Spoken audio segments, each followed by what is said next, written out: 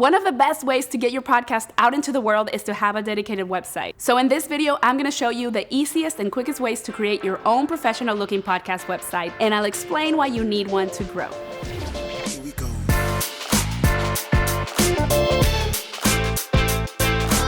If you're new here, my name is Maribel Quesada Smith. I'm a video and podcast producer, and on the SquadCast channel, we help you level up your remote recordings so you can create better podcasts and video content from anywhere in the world. If you like quick and easy to digest tips, you should definitely hit that subscribe button if you haven't already. Now, if you have, hi, welcome back. There are lots of ways to grow your show, and we've made some videos on that topic, and we'll have more to come soon. But in this video, we're focusing on why you need a dedicated website for your podcast. We're gonna talk about this and how to make this happen in a quick and inexpensive way. Now, most podcast hosting service providers will come with some sort of landing page for your show. And those are great to get you started, but you don't own that website and you can't take it with you if you want to leave your host. Also, the URLs aren't usually very pretty, which makes it harder to remember or quickly to share. And sharing is very important in podcasting. That's why owning your own unique podcast domain name with a dedicated website is the way to go. Here are 3 other reasons why you need a podcast website. 1.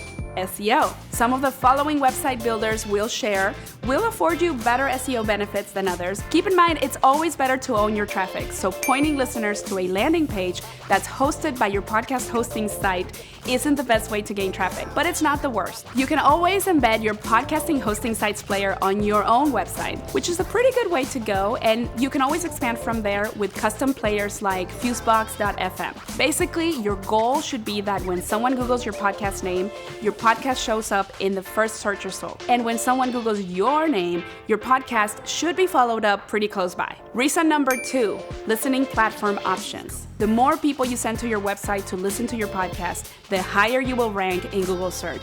But you will win people over faster if you provide them with other listening platform options that they can choose from when they land on your website. Why does this matter? Well, not everyone likes to listen to a podcast on their internet browser. People want to follow your show and listen from other preferred podcast listening apps. As a side note, many people default to sending listeners to Apple Podcasts or Spotify, and there are benefits to doing that, such as building a co-marketing plan with those listening platforms.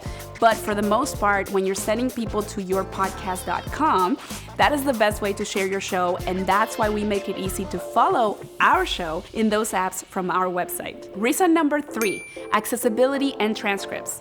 A dedicated website is the best place to keep all of your podcast episode transcripts for people who are deaf, hard of hearing, or who prefer to read your episode instead of listening to it. Ultimately, having transcripts on your website also helps to bulk up your website with more content. Repurposing content is good for SEO too. Now that we've gone over why it's important to have a dedicated website for your podcast, let's talk about how you can set one up easily and without having to spend a lot of money. Option 1.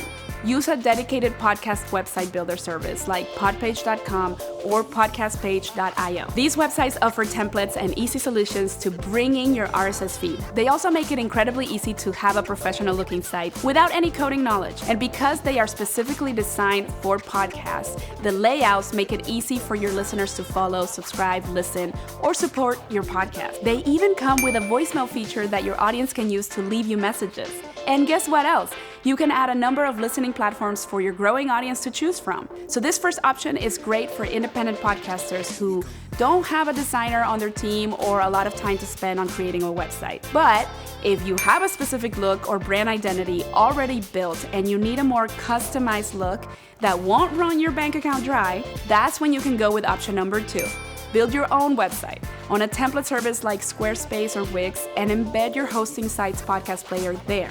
Now, Wix and Squarespace are not podcast-specific website platforms, so they are great options for businesses or service providers that already have an online presence and just need a unique URL to send their podcast listeners to. You can build a new website for your podcast and either leave it as a standalone or redirect your podcastdomain.com to your primary website domain, where you can have a dedicated landing page for your podcast, like this.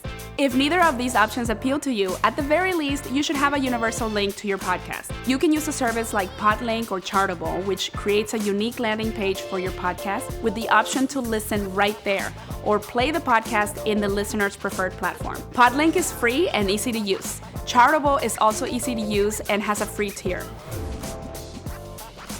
Okay, it's your turn. Tell us about your favorite podcast website. Share a link to it below. Maybe it's your own podcast. That's cool. Until next time, happy website building.